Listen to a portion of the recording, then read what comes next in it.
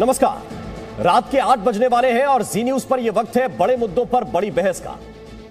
चंद दिनों पहले बिहार के शिक्षा मंत्री चंद्रशेखर ने हिंदुओं की आस्था के प्रतीक श्री रामचरितमानस पर विवादित बयान दिया था।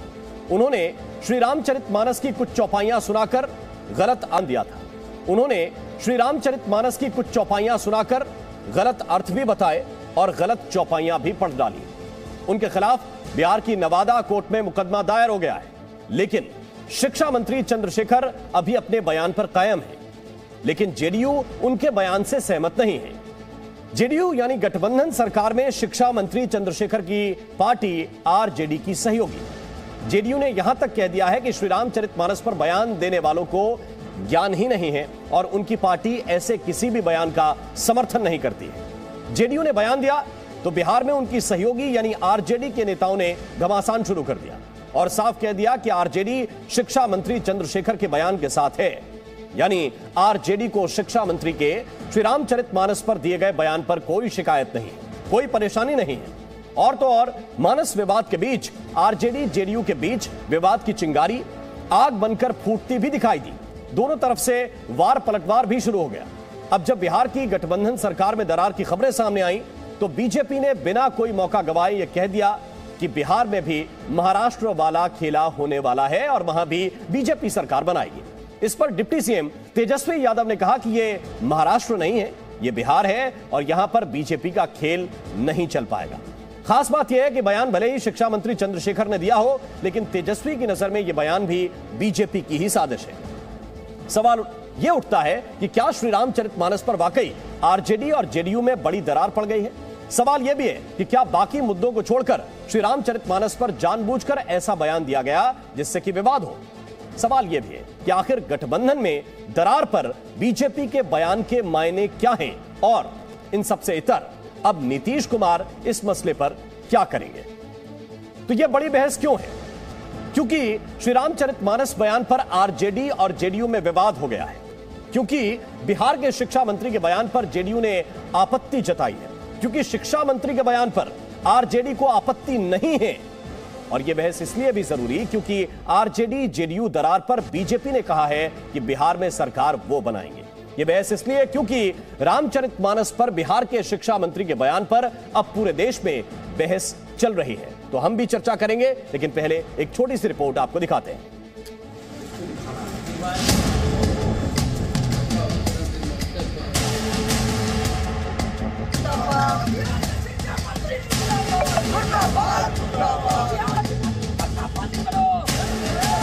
ये जो ग्रंथ हैं नफरत को बोने वाले, एक युग में मनुस्मृति, दूसरे युग में रामचरितमानस, ये दुनिया को हमारे देश को समाज को नफरत में बांटती है। मैं तो बिहार के नौजवानों से अपील करूंगा कि शिक्षा मंत्री को कॉलेज में घुसने मत दीजिए। जहां जाए काला झंडा दिखाइए और पूरे बिहार में जगह जगह इनके खिलाफ लोग मुकदमा दर्ज करेंगे, इनको कटघरे में लाकर खड़ा करेंगे जो राम को गालियां देते हैं। ये सोची समझी साजिश है भाजपा के द्वारा। बिहार के हित के लिए निश्चित रूप से ऐसे शिक्षा मंत्री को तुरंत बर्खास्त कर देना चाहिए।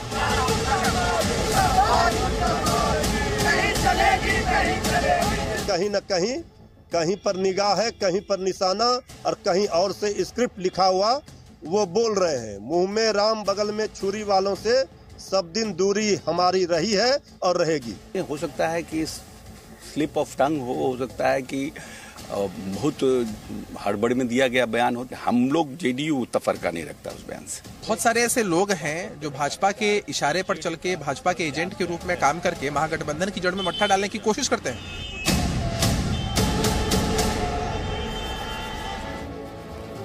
तो संविधान तो कहता है कि आप अपनी बात कहिए, लेकिन संविधान जहां आपको यह इजाजत देता है वहां पर वो मर्यादाओं का एक अंकुश भी लगाता है कि आपको क्या कहना है और क्या नहीं कहना है, कहां तक आपकी सीमाएं हैं, वो भी यही संविधान निर्धारित करता है। तो सवाल यह है कि सीमाएं अगर तोड़ेंगे तो सवाल तो पूछे जाएंगे। हमारे साथ कई खास मेहमान हैं। पहले मेहमानों से आपका परिचय करा दें। राकेश सिन्हा इस वक्त हमारे साथ हैं, सांसद हैं भारतीय जनता पार्टी के। सिन्हा साहब स्वागत आपका। उदित राज जी हमारे साथ हैं, नेता हैं कांग्रेस पार्टी के। उदित राज जी आपका भी बहुत स्वागत। राजीव रंजन जी हमारे साथ हैं, महासचिव हैं जेडीयू के। रंजन जी बहुत बहुत स्वागत आपका। नवल किशोर जी इस वक्त हमारे साथ हैं, प्रवक्ता हैं आरजेडी के। नवल किशोर जी, आपका स्वागत। और महंत नवल किशोर दास जी महाराज हमारे साथ हैं, जो रामायण वाचक हैं, कथावाचक हैं। महंत जी, आपका भी बहुत बहुत स्वागत है। और कुछ देर के बाद महंत राजू दास भी हमें ज्वाइन करेंगे, जो हनुमानगढ़ी के महंत हैं, पुजारी हैं, उनके पास भी हम चलेंगे। लेकिन पहला प्रश्न नवल किशोर जी आपसे, आरजेडी का स्टैंड इस पर क्या है? क्योंकि आपकी सहयोगी पार्टी जेडीयू कह चुकी है कि इस बयान से हम सहमत नहीं हैं, लेकिन अभी भी शिक्षा मंत्री अपने बयान पर कायम हैं। इसलिए यह सवाल कि आरजेडी कहां है?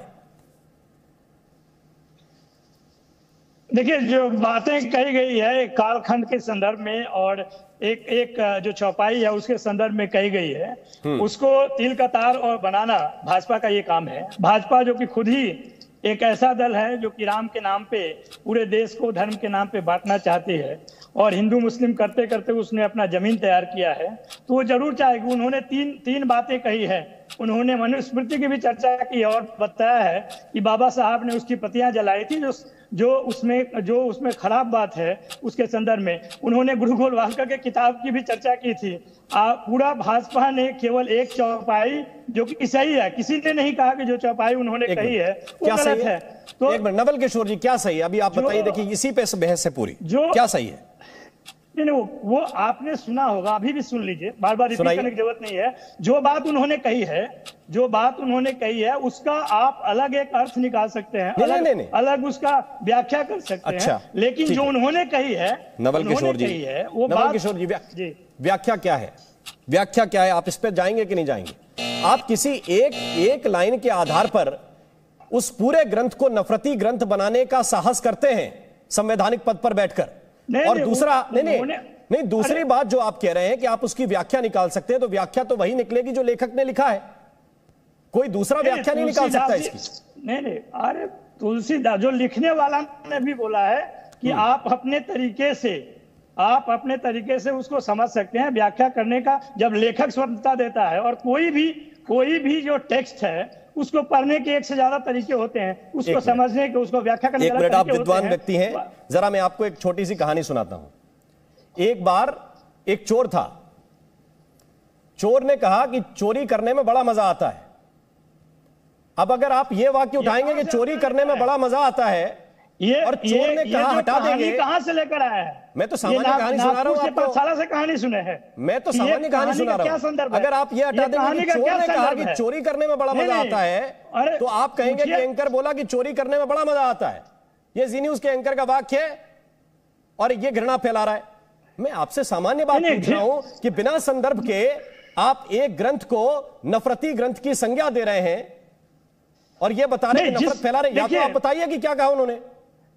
नहीं, जो कहा है वो आपके सामने है। आप 50 बार कह के पूरा मीडिया जो भाजपा समर्थित है वो पूरा देश को बताना चाह रही है कि जो उन्होंने एक चौपाई के संदर्भ में और एक कालखंड के संदर्भ में बात कही है, वो पूरा राम को कब उन्होंने कहा कि राम विरोधी है?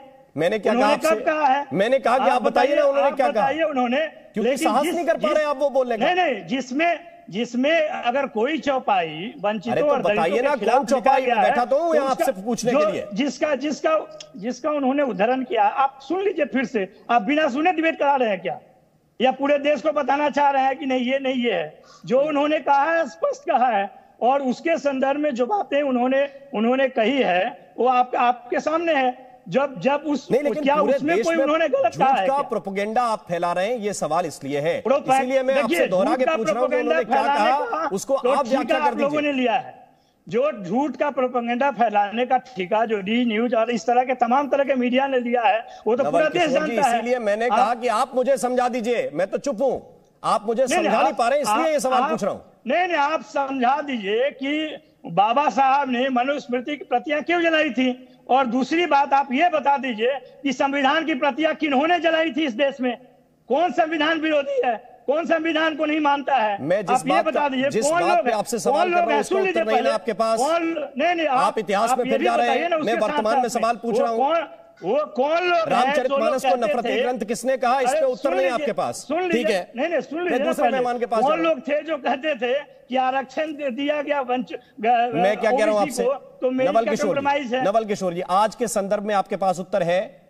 अगर है तो मैं सुनूं। बिल्कुल उत्तर है जो दे आप उत्तर। तो आप ये बताइए कि नफरती ग्रंथ आप रामचरितमानस को बोलेंगे या तो आप चौपाई की व्याख्या कर दीजिए जो उन्होंने कहा। नहीं, उन्होंने कहा कि जो एक तबके को शिक्षा से वंचित रहने का षड्यंत्र है वो ग्रंथों के कुछ पन्नों में लिखे हुए हैं, कुछ लिखे हुए हैं, वो बात उन्होंने। मैं आऊंगा वापस आपके पास, तब तक आप पढ़ लीजिए, समझ लीजिए, मैं वापस आऊंगा फिर से इस पे आपसे सवाल करूंगा। उदित राज जी मेरे साथ हैं।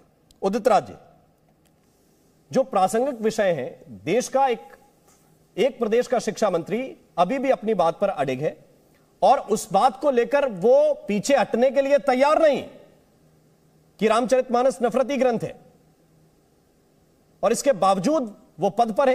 क्या आपको लगता है ये ठीक है? राम मोहन शर्मा जी, नॉर्मली मैं अवॉइड करता हूं डिबेट में।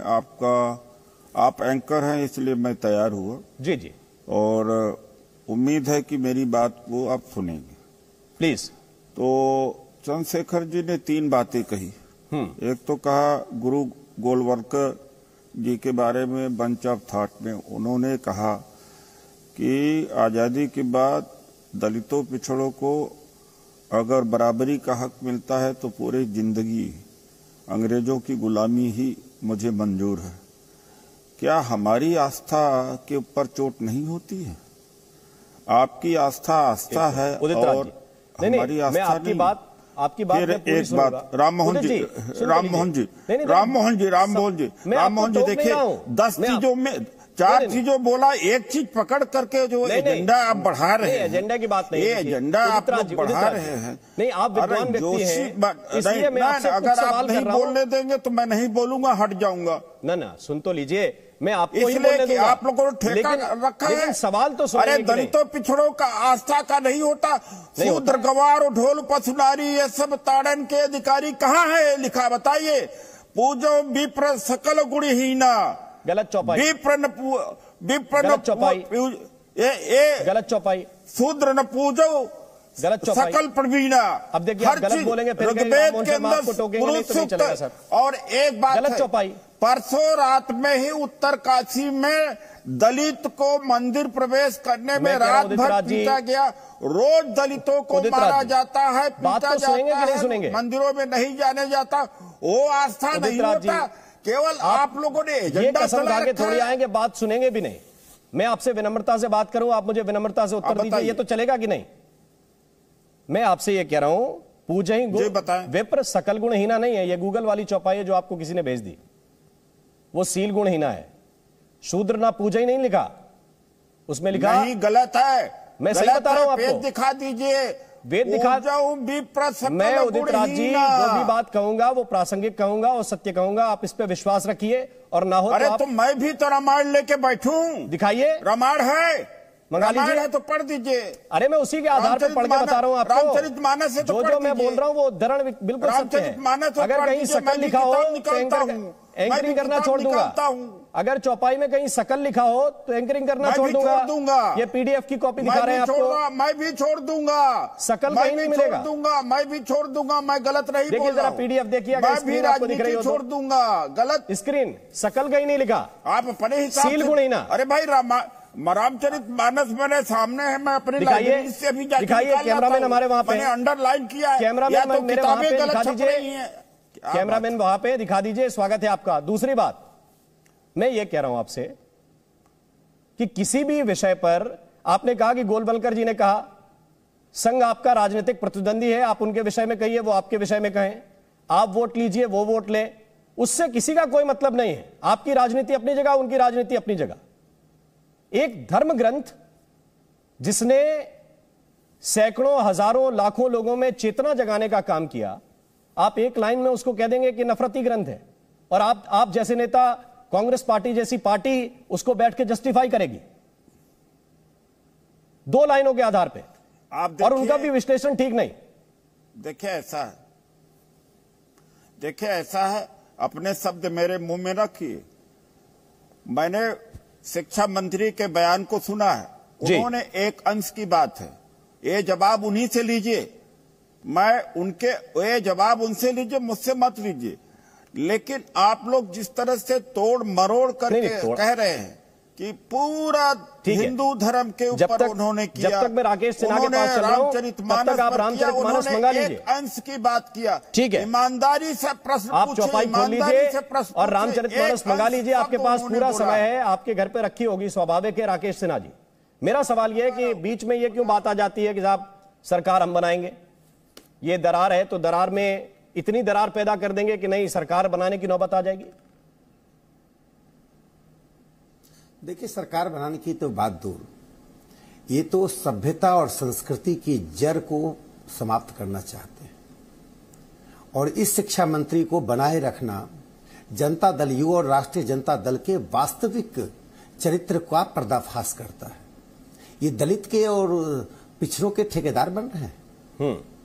बिहार के गांव-गांव में दलितों और पिछड़ों के घरों में रामायण पाठ होता है।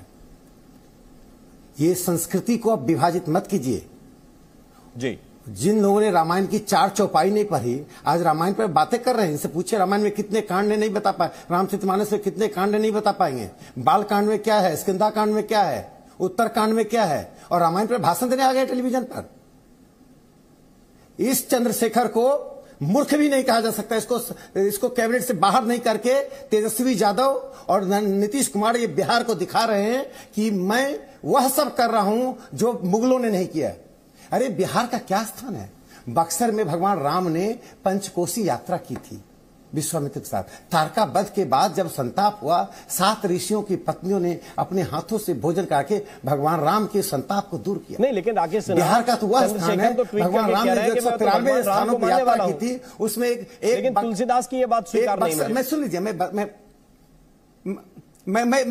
बता रहा हूं। देखिए, तुलसीदास जी का जो रामचरितमानस रामायण है, अब देखिए दोनों को आप अलग करके मत देखिए। आज इंडोनेशिया मुस्लिम कंट्री है ना, वहां में दुनिया का सबसे बड़ा मुस्लिम देश है। 1973 में अंतर्राष्ट्रीय रामायण सम्मेलन इंडोनेशिया ने किया था। वो रामायण क्या कर रहा है? संप्रदायों को जोड़ रहा है, लोगों को जोड़ रहा है, मनुष्यता पैदा कर रहा है। रामायण को यदि एक शब्द में व्याख्या की जा सकती है, संवेदनशील मनुष्य पैदा करना ही रामायण का लक्ष्य है। और दूसरा, देखिए रामकियन, यह थाईलैंड के में जो रामायण, इसको रामकियन कहा जाता है। बर्मा में यमयान कहा जाता है। बर्मा में ये, लेकिन मेरा सवाल यह कि क्या इस राजनीति में बीजेपी अपने लिए ये राजनीतिक स्कोप सिन्हा साहब ढूंढेगी कि नहीं सरकार बनाने का मौका मिल गया, जेडीयू के कुछ लोग नाराज हैं, खींच लीजिए अपनी तरफ? देखिए, सवाल सरकार बनाना ना बनाना वो अलग बात है। अभी आप जो फैसला यहां होना चाहिए, आज टेलीविजन डिबेट पर पढ़े लिखे लोग बैठे हुए हैं। एक व्यक्ति जो शिक्षा मंत्री है, वह शिक्षा मंत्री के रूप में क्या देश दुनिया को संदेश दे रहा है? क्या थाईलैंड में संदेश मिलेगा? बर्मा में जो राष्ट्रीय काव्य है उसको क्या संदेश मिलेगा? वो बिहार का व्यक्ति जो संस्कृति की, कल भगवान बुद्ध पर सवाल कर देंगे, कल महावीर पर सवाल कर देंगे। इसका अर्थ है कि ये संस्कृति विहीन लोग हैं। जो अंतिम बात मैं कहना चाहता हूं, ये सत्तावादी लोग, अवसरवादी लोग जाति के नाम पर बिहार को पिछड़ा रखना चाहते हैं। ठीक है, जाति के नाम पर बिहार को पीछे ढकेलना जाति के आधार पर बांटने की कोशिश हो रही है। कर दे रहा हूं ये एक नई सवाल, एक अंतिम बात मैं कह देना चाहता हूं। इनको यह भी नहीं पता था कि बिहार का यश क्या है। चंद्रगुप्त मौर्य जो बिहार का पहला शासक था, उसने सत्ता त्यागा था जब चरम पे था। चंद्रगुप्त मौर्य कहां गए? कर्नाटक में जाकर चंद्रगिरी हिल्स पे अपना प्रांत का त्याग किया। वहां भद्रबाहु से अपना जैन की शिक्षा ली, जहां भद्रबाहु हिल है। इन्हें बिहार के इतिहास, बिहार की संस्कृति का पता नहीं है। जी, राजीव रंजन जी, आप लोग बीजेपी को इस नाम को लेकर कहते हैं कि ये धर्म की राजनीति करते हैं। आपका गठबंधन भी जाति की राजनीति कर रहा है क्या? और अगर नहीं कर रहा तो शिक्षा मंत्री को लेकर कोई एक्शन क्यों नहीं ले रहे नीतीश जी? देखिए, सबसे पहली बात है कि आप अलग अलग चैनल्स पर जी और कई अखबारों में हमारे दल के नेताओं की प्रतिक्रियाएं क्या है, इसको दोहराने की जरूरत नहीं है। हम लोगों ने अपनी असहमति जताई है और गठबंधन राजनीति में जब उस गठबंधन की, उस दल की अगुवाई तेजस्वी यादव कर रहे हैं, तो ललन सिंह जी ने भी कहा कि तेजस्वी जी को अपनी असहमति से हम लोगों ने अवगत करा दिया, उन्हें तय करना है कि क्या फैसला करना है। अब पहली बात, हम लोगों ने भारतीय जनता पार्टी के साथ भी काम किया है। गठबंधन राजनीति में धारा 370, यूनिफॉर्म सिविल कोड, राम जन्मभूमि का निर्माण न्यायालय से हो या सर्वानुमति से हो, ये ऐसे मुद्दे थे जहां उनकी राय अलग थी, हमारी अलग थी। उस दौर में भी असहमतियां एक दूसरे को स्वीकार्य थीं। आज भारतीय जनता पार्टी इसमें दाल गलाने की कोशिश कैसे कर रही है?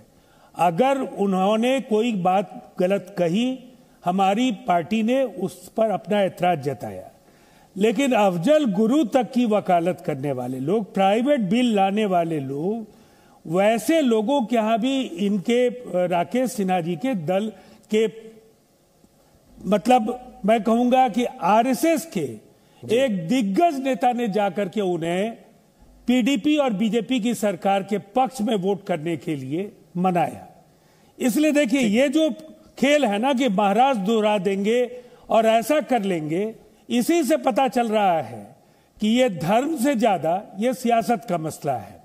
और गठबंधन बिहार में पूरी मजबूती के साथ काम कर रहा है। राजीव रंजन जी, एक छोटा सा प्रश्न, इसके बाद मैं दूसरे मेहमानों के पास जाऊंगा। क्या आपके लिए रामचरितमानस विषय नहीं है? गठबंधन धर्म आपके लिए बड़ा धर्म है? ये सवाल आप कैसे कर सकते हैं जब हमने ऑन रिकॉर्ड कहा कि उनके बयान से हम असहमत हैं और हमारे दल के अलग अलग नेताओं ने बार बार ये दोहराया? फिर आपका ये सवाल मैं तो समझ नहीं पा रहा हूं कि ये सवाल तो आपको हमसे पूछना ही नहीं चाहिए। गठबंधन हमने तो इतना पहले ही जता दिया। इस सवाल के तेजस्वी जी को देना है। गठबंधन में गांठ पैदा करने की कोशिश करने वाले, ये भी गठबंधन का अगर धर्म है तो मेरा सवाल है, कुर्सी पर जो नजर रखने वाले लोग हैं वो राजीव रंजन जी, गठबंधन में ये तो तय हो जाता है कि कौन सा मंत्रालय किसके पास जाएगा, इतना तो ठीक है। लेकिन यही रहेंगे, यही अड़े रहेंगे, कुछ भी बोल के बने रहेंगे। 2024 में तक इसलिए मैं पूछ रहा हूं राजीव रंजन जी कि क्या 40 सीटें भी ऐसी भी मजबूरी है कि नफरती ग्रंथ बताने वाले मंत्री कहे तो बिहार के जाएंगे, कहे तो नीतीश कैबिनेट के मंत्री जाएंगे?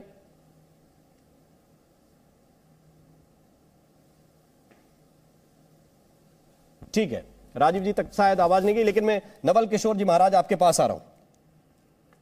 विवाद चौपाइयों को लेकर है और मैं आपसे यह जानना चाहता हूं कि ये जो चौपाइयां कही गई, क्या यह वाकई ऐसा नहीं लगता कि एक वर्ग को टारगेट करके लिखी गई? यही इसी बात को लेकर आपत्ति जताई गई है।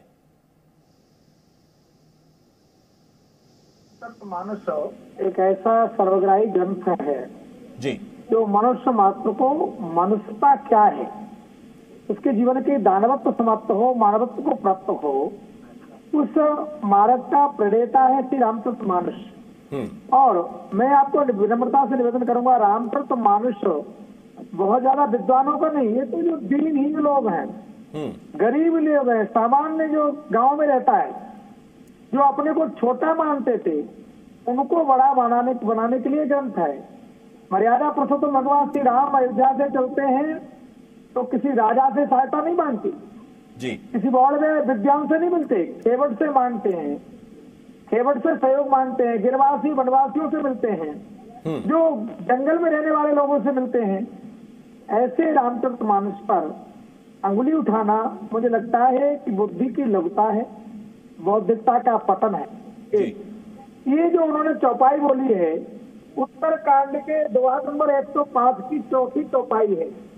उसमें श्री कागभूषण जी गरुड़ जी के चरणों में बैठ करके नीलगिरी पर आहार पर कथा सुनते हुए कह रहे हैं कि मैं गुरु के महत्व को नहीं समझ पाया, अयोध्या के महत्व को नहीं समझ पाया, मेरा अयोध्या में जन्म हुआ, मैं उज्जैन गया, उज्जैन में वैदिक ब्राह्मण ने मुझे भक्ति का उपदेश किया, मैं एक बार जब कर रहा था गुरु जी का आने का सम्मान नहीं किया, तो मैं ऐसा जैसे अहि को दूर पुराने से पिट बन जाता है, विद्या प्राप्त करने के बाद भी मैं गुरु का सम्मान नहीं कर पाया, ये मेरे से अपराध हुआ।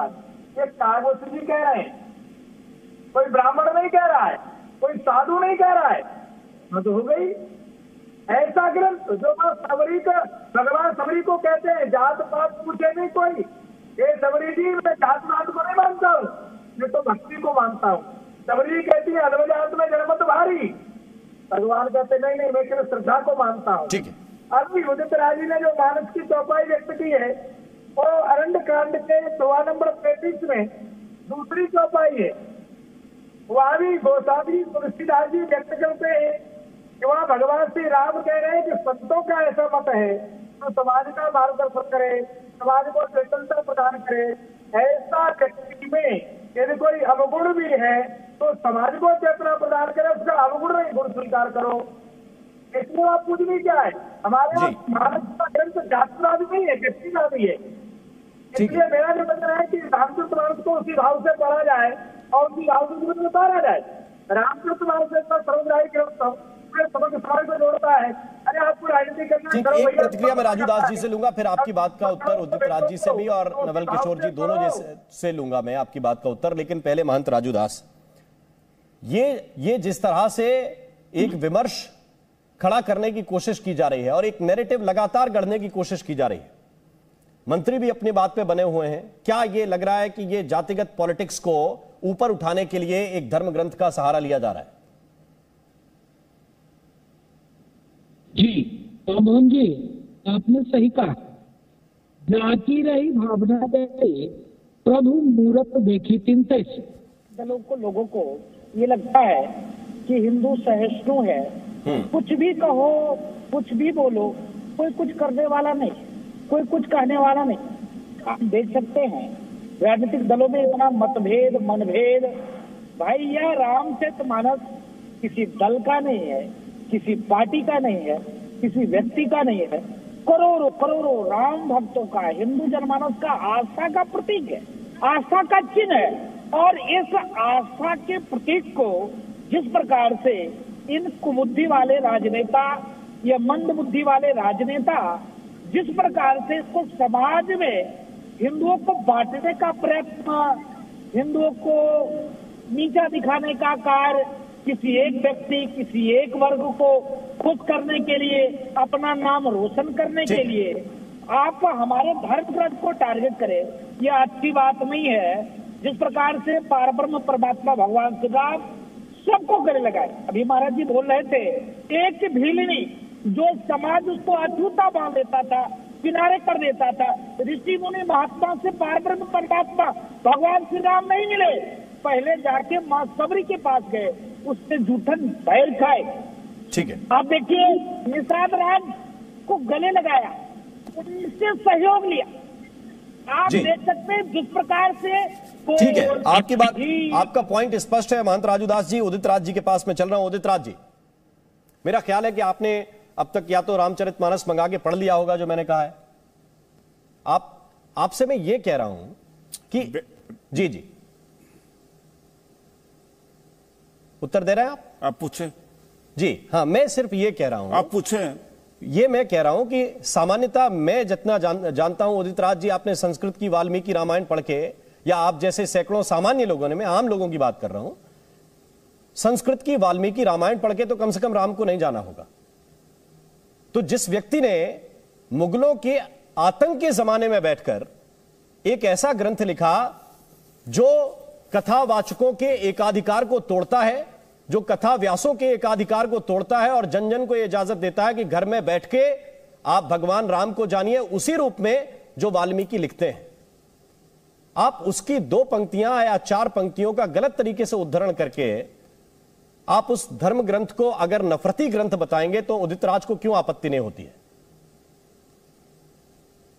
देखिए, ऐसा है कि जो चंद्रशेखर जी ने कहा है उनसे पूछिए जी। और उन्होंने कोई हिंदू धर्म, पूरे हिंदू धर्म रामचरितमानस पर नहीं, एक अंश की बात कही। खैर, मैं इसमें नहीं जाऊंगा। दूसरी, मान लेता हूं आप सही हैं, कोई ऐसा दिन नहीं होता जिस दिन मंदिर प्रवेश पर दलित की पिटाई नहीं होती, छुआछूत नहीं होता। एक गांव है तो अगर 12 जाति हैं तो 12 मोहल्ले हैं। इस पर क्यों नहीं कभी बहस करते? हिंदू धर्म तो इससे कमजोर हो रहा है उदित राज जी। और यही चंद्रशेखर जी अगर बीजेपी के साथी होते, ये या तो बोलने दीजिए भाई, या तो बोलने दीजिए। नहीं, आप ये बोलने दीजिए, दूसरी ओर ले जा रहे हैं, आप बोल लीजिए।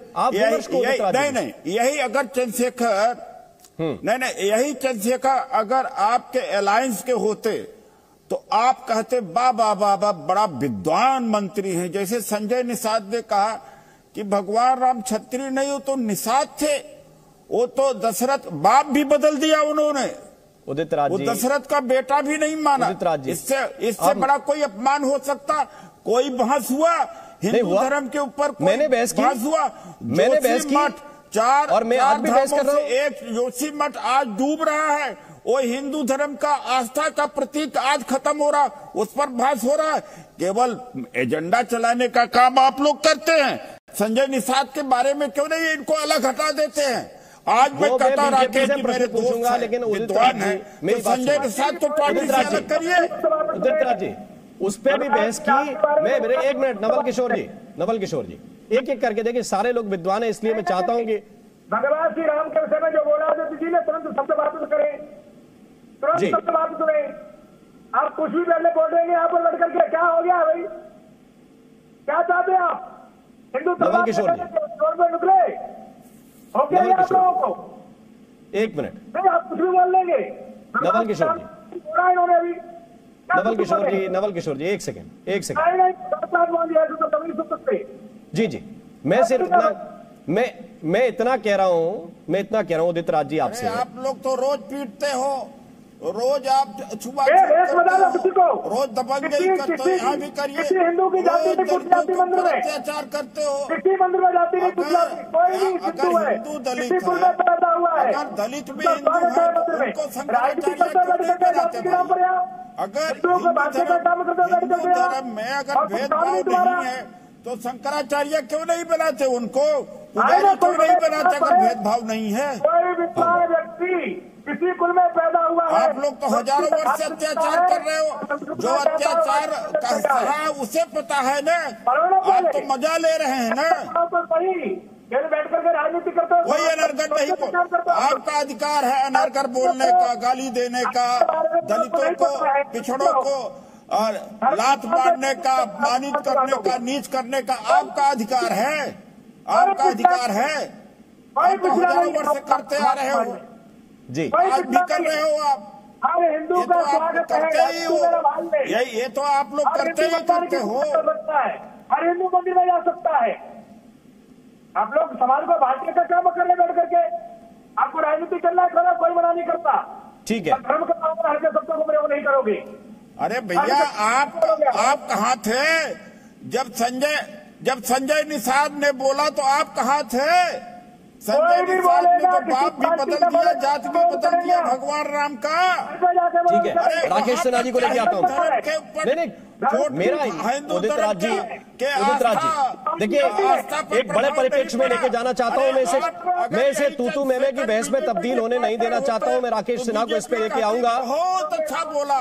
एक मिनट उदित राज जी की बात का, उदित राज जी, नवल किशोर महाराज जी, नवल किशोर महाराज जी, यादव का नवल किशोर महाराज जी और उदित राज जी, मैं दोनों से अनुरोध करूंगा कि इसे तूतू मेमे की बहस में मत उलझाइए। ये बड़ा और ब्रॉडर परिप्रेक्ष्य है, इसको आप ये समझिए, इसको आप ये सुन तो लीजिए। आपका सवाल पूछने का अधिकार है, हम नहीं सवाल पूछ सकते। संजय सवाल पूछ सकते हैं, एक मिनट नहीं बोलते हैं। नवल किशोर जी, जो थोड़ा सा उत्तरकाशी में परसों ही दलित को रात भर पीटा गया मंदिर प्रवेश करने पर, उस पर बहस क्यों नहीं होती है? आप ये बताइए, अगर सभी हिंदू है, यादव, कुर्मी, बघेल, ये सब ने मिल करके बाबरी मस्जिद अयोध्या की लड़ाई लड़ी, ये क्यों नहीं ट्रस्ट मेंबर ये क्यों नहीं हो सकते हैं? ठीक है, एक मिनट रुक जाइए उदित राज जी, नवल किशोर जी, मैं आप दोनों से अनुरोध कर रहा हूं, मैं आपसे दोनों से अनुरोध कर रहा हूं। नवल किशोर जी, नवल किशोर महाराज, एक मिनट रुक जाइए। उदित राज जी, दोनों लोग, मैं इसको थोड़ा सा ब्रॉडर परिप्रेक्ष्य में लेके जाना चाह रहा हूं। इसका विस्तृत देखिए जरा उदित राज जी, जरा देखिए। मैं एक बात कहना चाहता हूं, तुलसीदास जी के संबंध में एक चौपाई आप लोगों ने सुनी होगी, संवत 1680 80 गंग के तीर, श्रावण शुक्ला सप्तमी तुलसी तजो शरीर। आप समझिए कि तुलसीदास जी का निधन कब हुआ और तुलसीदास जी के निधन के बाद मुगलों के कितने अत्याचार हुए। उनके खिलाफ कोई बोले, एक आवाज उठाए, आप कह देंगे ये कट्टर हैं, ये धार्मिक राजनीति करना चाहते हैं। उसके बाद अंग्रेजों ने कितनी बार जुल्म किए, उस विषय पे कोई चला जाए, नहीं साहब ये दिग्भ्रमित कर रहे हैं, विकास पे बात नहीं करना चाहते। आप ऐसे व्यक्ति के संदर्भ में जो 16वीं शताब्दी में 15वीं शताब्दी में बैठकर एक ग्रंथ लिख रहा है, जिसमें घर घर में चेतना जगाने का काम किया, घर घर में कथा व्यास पैदा किए, आप उस ग्रंथ को नफरती बताते हुए अपनी राजनीति सेट करना चाहते हैं। यह समस्या है और इसलिए राकेश सिन्हा आज प्रश्न मूल यह है जिसकी तरफ पूरे देश को समझना चाहिए कि इसके पीछे की राजनीति दरअसल है क्या, देश को तोड़ना देखिए या देश को जोड़ना। एक बात जो अभी कहा जा रहा था, उदित राज जी बोल रहे थे कि कुछ मंदिरों में प्रवेश पर दलितों को मारा पीटा जाता है। यह एक अपवाद स्वरूप जो घटनाएं घटने बहुत दुर्भाग्यपूर्ण है, न सिर्फ निंदनीय है बल्कि ये सबसे बड़ा अपराध है। क्राइम की जो सबसे बड़ी श्रेणी होती है उसमें इसको रखा जाना चाहिए। और जो लोग ऐसा करते हैं वो चाहे जिस जाति के हैं, जिस विचार के हैं, उन्हें इसकी एक ऐसे कोर्ट के द्वारा सजा दी जानी चाहिए जिससे कि उनको जल्दी ऐसे लोगों को सजा मिल सके। उस बात से तो मैं सहमत हूं। ऐसी घटनाएं एक दो घटनाएं घटनी जो नहीं घटनी चाहिए, नहीं चाहिए ही नहीं बल्कि उस पर पूरे समाज को कार्रवाई करनी चाहिए। लेकिन जहां तक बात है, मैं उदित राज जी आपको बता दूं कि पटना, जिस बिहार की आप बात कर रहे हैं, पटना के हनुमान मंदिर जो बहुत ही प्रसिद्ध हनुमान मंदिर है, प्राचीन हनुमान मंदिर है, उसमें 2006 में ही सूर्यवंशी दास जी, फलहारी सूर्यवंशी दास जी, जो कथित रूप से दलित समाज से आते हैं, वहां के पुरोहित यानी प्रीस्ट पुजारी नियुक्त हुए और वो हजारों लोग उस पटना मंदिर में आते हैं। किसी ने उनकी जाति नहीं देखी। समाज में सुधार की और प्रतिक्रिया की दोनों श्रेणियां होती हैं, हर समाज में होती है। आप रोमन साम्राज्य से लेकर भारत के वैदिक समाज से लेकर हर समय में कुछ एक प्रतिक्रियावादी ताकतें होती हैं। उस प्रतिक्रियावाद के आधार पर समाज को परिभाषित नहीं किया जाता है, प्रतिक्रियावाद को समाप्त किया जाता है। कुछ लोग थे जो सती प्रथा का समर्थन कर रहे थे, हम सती प्रथा का विरोध कर रहे थे, हम जीत गए। अब जो समर्थन कर रहे थे उसके आधार पर भारतीय समाज को परिभाषित नहीं किया जा सकता है। तो आज फलहारी सूर्यवंशी दास जी की नियुक्ति हमारा आदर्श है, आदर्श को लेकर समाज चलता है, प्रतिक्रिया को नहीं लेकर चलता है। तो हमारा एकमात्र उद्देश्य होना चाहिए कि सभ्यता और संस्कृति, जिसके मामले में बिहार की विरासत बहुत बड़ी विरासत रही है, और सभी दलित हों या पिछड़े हों या कथित रूप से अगरे हों, उनके घर में, मैं तो यहाँ यूं कहूंगा कि अगरों के घर में रामायण पाठ उतना हो या ना हो, कथित रूप से पिछड़े, कथित रूप से दलितों के घर में रामायण पाठ जरूर होता है। कर्म कांड से, पूजा पद्धति से सब जुड़े हुए हैं। आप ऐसा करके न सिर्फ अपमान कर रहे हैं, लेकिन सबसे बड़ी बात है, मैं राजीव रंजन जी बैठे हुए हैं, बहुत अच्छे मेरे मित्र हैं। राजीव रंजन जी, आज आप बीजेपी पर, आरएसएस पर जितनी गालियां देना देते रहिए, आप दे ही रहे थे। मेरा प्रश्न है कि उस मंत्री को क्यों नहीं हटाया जा रहा है? आपकी पार्टी डिस्टेंस कर रही है। देखिए, रामायण की कब लिखा गया, रामायण कहां लिखा गया, कई तरह के साहित्यिक और एकेडमिक विवाद हो सकते हैं, लेकिन रामायण नफरती फैलाने वाला है। यह बात यदि कुरान के बारे में आप कह के दिखा दीजिए तो आपकी हिम्मत है? कुरान में जिहाद शब्द का वर्णन आप नहीं कर सकते हैं। कुरान और बाइबल की दो पंक्तियों को बता दीजिए कि नफरती फैलाने वाला है, फिर देखिए कि ये मुट्ठी भर लोग आपको बता देंगे कि नफरती फैलाने वाला क्या होता है। हिंदू समाज की उदारता, हिंदू समाज की बहुधर्मिता, हिंदू समाज की प्रयोग धर्मिता पर सवाल न खड़ा कीजिए, नहीं तो इस देश की सभ्यता और संस्कृति मिट जाएगी। भारतीय जनता पार्टी से आपका विरोध करते रहिए, लेकिन चंद्रशेखर को मंत्रिमंडल से हटा दिया जाना चाहिए। ठीक है सर। सबसे पहली बात तो यह है कि पार्टी, राकेश जी, आप जितना हिंदुत्व को लेकर के आप चिंतित हैं, हम सबों की आस्था और हमारा विश्वास, हमारी श्रद्धा रामचरितमानस और हमारे आराध्य देव श्री राम से है। और हिंदू होने के लिए सही अर्थों में भारतीय जनता पार्टी की नसीहत या उनके सर्टिफिकेट की जरूरत हम लोगों को नहीं है। लेकिन गठबंधन सरकारों में जब हम लोगों ने आपको झेला है, आप जैसे सहयोगियों को झेला है, भारतीय जनता पार्टी के एक बड़े नेता के पुत्र पर दंगा फैलाने का आरोप भारतीय जनता, ये भागलपुर में था, आपको ज्ञात होगा। नीतीश कुमार जी ने उनकी गिरफ्तारी कराई थी।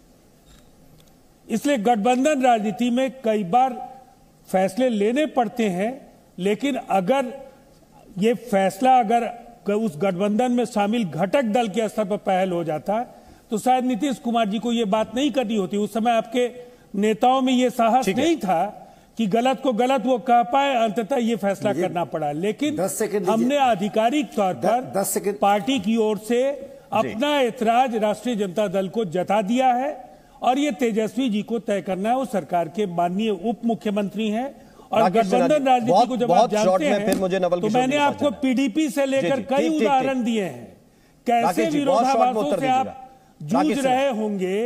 जब आप अफजल गुरु के नाम पर आप सियासत कर रहे थे, उसी अफजल गुरु की शहादत, छोटी सी बात, उस बिल को लेकर मुझे 10 सेकंड बड़े बड़े नेता क्यों किसी एमएलए के यहाँ जा रहे थे, 10-15 सेकंड में इस पर भी प्रकाश डाल सकते हैं तो डाल। बाकी मेहमानों के पास जाऊंगा तुरंत।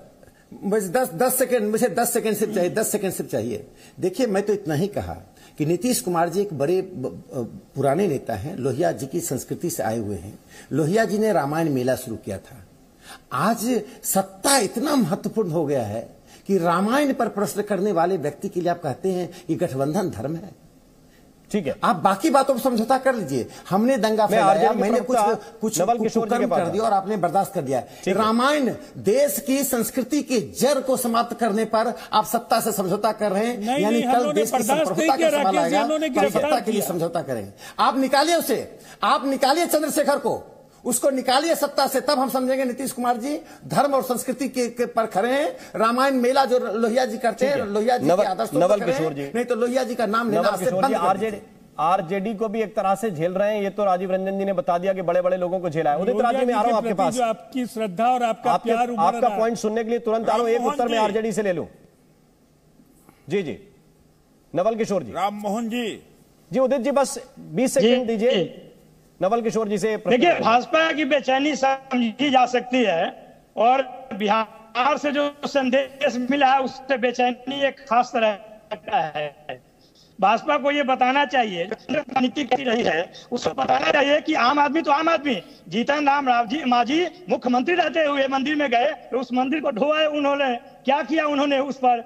योगी जी जो मुख्यमंत्री हैं, अखिलेश जी जब खाली किए तो गंगा चक्षु करवाया। ये सब जो जातिगत दूषित लोग हैं, वो जो लोग हिंदू धर्म के ठेकेदार बनते हैं, इनको ये पता नहीं है कि जिस तरह का आस्था गरीबों और वंचितों में है उस तरह का छोटा सा सवाल पूछूं आपसे। धर्म का खाते हैं। जब आपने अपना गृह प्रवेश किया होगा घर में, तो पूजा अगरबत्ती कुछ लगाई कि नहीं लगाई, कथा की कि नहीं की सत्यनारायण भगवान से इतना डरते हो भाई? मैं पूछ रहा हूं ना आपसे, से इतना क्यों डरते हो? क्यों डरने की बात नहीं, मैं सामान्य सवालों के सामान्य उत्तर सामान्य क्रम में देना जानता हूं, इसलिए आपसे पूछ रहा हूं कि किया कभी कि नहीं किया जब आपने गृह प्रवेश किया।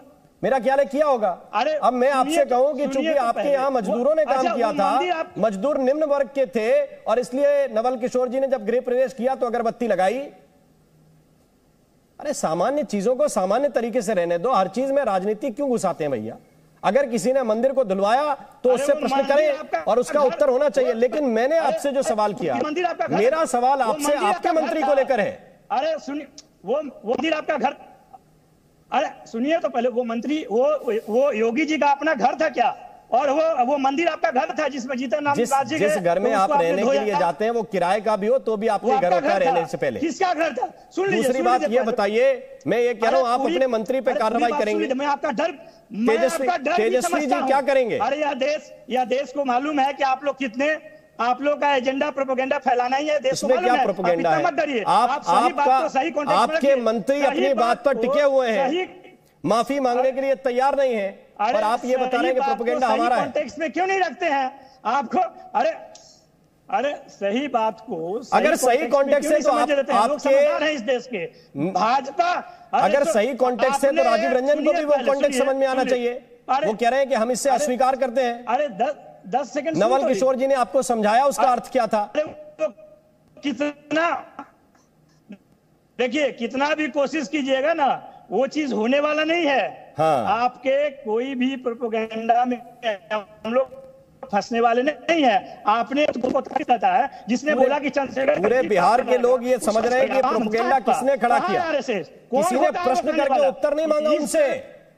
छात्रों के बीच में खड़े हुए थे, छात्रों के बीच में खड़े हुए थे। उदित राज जी, ये किसके साथ पे बोलते हैं? उदित राज जी, क्या आपको लगता है कि मंत्री जी से किसी ने कहलवा दिया? वो तो बच्चों के बीच में थे और मंच से बोल रहे थे। उदित राज जी, देखिए राम मोहन जी, ये मेरे सवाल का जवाब दिया नहीं। एक बड़ी अच्छी बात मेरे विद्वान मित्र ने कहा, सिन्हा जी ने, रोमन सिविलाइजेशन, इजिप्ट सिविलाइजेशन में, रोमन सिविलाइजेशन में गरीबी अमीरी के हिसाब से समाज बटा हुआ था, स्लेव थे, मालिक थे। और आपने भी कहा, सबने कहा कि तुलसीदास जी ने उस समय रामायण लिखा जब देश गुलाम था, लोगों को आह्वान किया कि लोग एकजुट हों। जी ठीक है। तो आखिर में भारत गुलाम हुआ क्यों? भारत गुलाम ही इसलिए हुआ कि जातियों में बांटा गया और धर्म के आधार पर बांटा गया। ठीक है। और विदेशियों का दोष नहीं है। जब नहीं, आप नई बहस कर रहे हैं कि विदेशियों का दोष नहीं है हमारा, ये जाति नहीं। देखिए नहीं देखिए, अरे भाई आप ही बात करेंगे भाई। अभी तो वो बोल रहे तो आपने बोलने दिया, मुझे नहीं बोलने दे रहे। हम डिबेट के लास्ट पार्ट में हैं, इसलिए कह रहा हूं। ये देश गुलाम क्यों हुआ? ये देश गुलाम होने के लिए केवल जाति व्यवस्था हजारों टुकड़ों में बांट दिया। क्लायू केवल 2500 लोगों को लेकर के। बहुत बहुत शुक्रिया, बहुत बहुत धन्यवाद आप सभी मेहमानों का हमारे साथ इस चर्चा में जुड़ने के लिए। और एक बात ये जरूरी है जो आपको सोचनी चाहिए कि देश को धर्म के आधार पर कट्टरता की प्रयोगशाला आखिर क्यों बनाया जा रहा है। नेता जानबूझकर भड़काऊ बयानबाजी करते हैं, अपने मुताबिक उसके अर्थ भी निकालते हैं और जनता बयान को सच मान लेती है और उस सच के आधार पर गांव, शहर, प्रदेश और देश में एक तरह से माहौल बिगड़ जाता है, कई बार तो हिंसक हो जाता है। क्या ये ऐसे ही चलता रहना चाहिए? सोचिएगा जरूर कि भारत में धर्म का पालन करने के लिए कोई बाध्यकारी नहीं है। आस्था है तो ठीक है और नहीं भी है तो भी ठीक है। हर किसी को अपने मुताबिक रहने और जीने का अधिकार है, लेकिन इस अधिकार की ओट में क्या देश में किसी को भी किसी विशेष प्रकार का नैरेटिव सेट करने की भी छूट देनी चाहिए? सोचिएगा जरूर।